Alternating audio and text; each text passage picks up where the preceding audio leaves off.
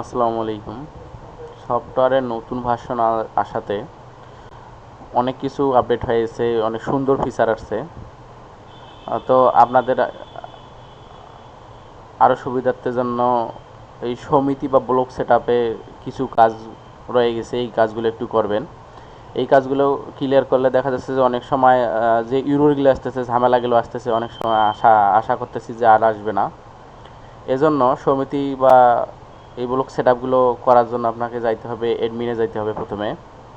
Admin থেকে চলে যাবেন সমিতি বা ব্লক গ্রুপ সেটআপ, এখান থেকে যাবেন। এখানে ক্লিক করার পর আপনার শাখা অনুযায়ী আপনি সিলেক্ট করবেন। ধরেন আমি এই মুহূর্তে একটা ব্রাঞ্চ চলে গেছে, এই ব্রাঞ্চে একজন কর্মীতে আসবো। কর্মীর থেকে বারটা অবশ্যই সিলেক্ট করবেন, যেহেতু আপনাকে সবগুলো এডিট করতে হবে।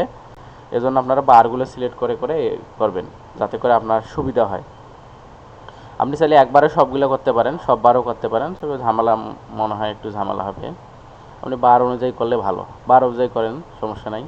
এরপরে আর কিছু বসা লাগবে না আপনার, না বসে আপনি খুঁজুনে যাবেন।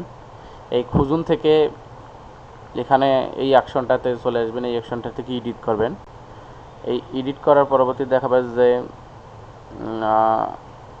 আমি আর একটা যাই, এটা এডিট করাই রয়েছে। যদি এটাতে ধরি, দেখেন এরকম কিন্তু চলে আসবে। এটা কিন্তু করা নাই, এটা এডিট করার আগে এরকম থাকবে।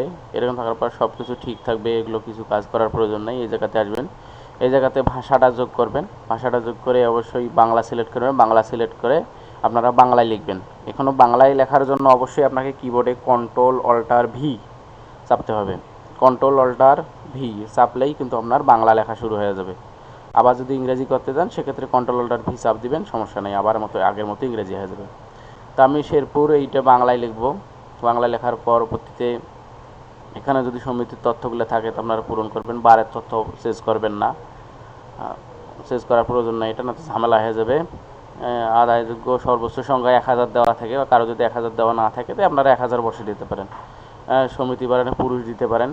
এইটাতে গুরুত্বপূর্ণ একটা বিষয়, সমিতি ব্লক বা গ্রুপের ক্যাটাগরির ধরন। ক্যাটাগরির ধরনে অবশ্যই আপনারা যার যেটাতে আছে, কারো জেনারেল লোন আছে, স্মল লোন আছে। যাদের জেনারেল লোন আছে তারা জেনারেল লোন দেবেন, যাদের স্মল লোন আছে তারা স্মল লোন দেবেন।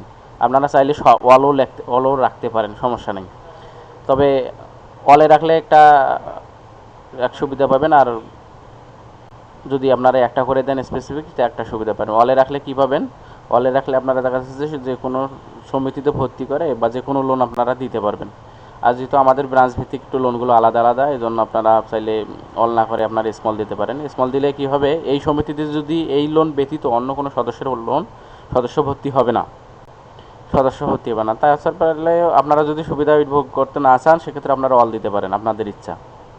তারপরে সমিতি দিবেন, সমিতি গ্রামে যদি হয় গ্রামে দিবেন, শহরে যদি হয় শহরে দিবেন। তারিখটা আগেরটাই থাকবে এবং এই ঠিকানাগুলো অবশ্যই পূরণ করে দিবেন। এই ঠিকানা যার যেরকম আছে সেরকমভাবে পূরণ করে দিবেন। আমি পূরণ করে একটা দেখাইলাম। যদি ওয়ার্ডগুলো স্মরণ না থাকে তো একটু শুনে নিয়ে বসে দিবেন। আর এখানে গ্রাম বা শহরের নামটা অবশ্যই এখান থেকে কপি করে আপনারা নিতে পারেন, কপি করে এখান থেকে বসাইতে পারেন।